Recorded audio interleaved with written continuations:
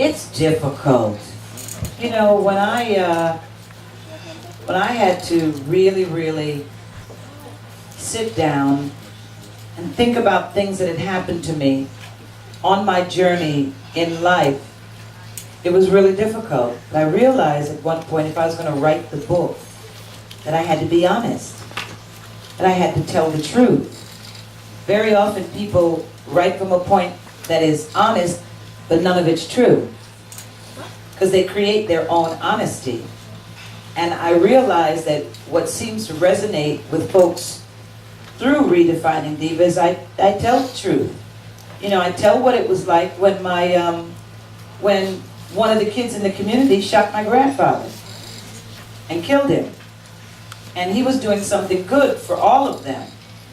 But this kid said nobody cared except for him, that maybe it was too late. So while they were at church, kid broke in, and they came home early, and he shot him. But that didn't make me stop doing the work that I do with some kids that remain challenged in the community. I still do the work because the good work that my grandfather started has to be continued. You know, when Michael Bennett told me to just shut up and be pretty, and when he hit me on top of that, I was like, whoa, whoa, whoa, whoa. I had to bring up how I felt when all of that happened. And I was like, no, I shouldn't be treated like that. You shouldn't be treated like that. This is what happened. If it happens to you, you have now been told what the lesson is. What are you going to do about it next? You know, it was hard to go through all of that, then write it down. You know, what it felt like when I had this most incredible boyfriend, couldn't have been any richer, couldn't have been any smarter, couldn't have been any handsomer. He had a vasectomy.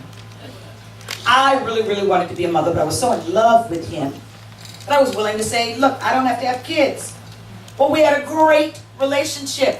One day he took me up to San Francisco, looking out on the bay. It couldn't have been more fabulous, just like in a great movie. He turned around, dropped the keys in my hand, and said, you will never have children with me. You need to go on and live your life. Enjoy this place. But when I come back, you need to be gone, because this is our last date. Ooh. Yeah, kind of cold, huh? Yeah, but I had to write that down, because it happened to me. But what, was I going to get upset about it? Yeah. Yeah. But at the same time, Beyonce wrote the second chapter. That was the best thing I never had. You got to move on. And sometimes it takes your honesty, your journey, to help somebody else get up out of the rut that they sometimes fall in. This is what happened to me. If it happened to me, it can happen to you. Now, what are you going to do? Stay down there? Or are you going to pick your diva self up, dust her off, and move on? Looking good.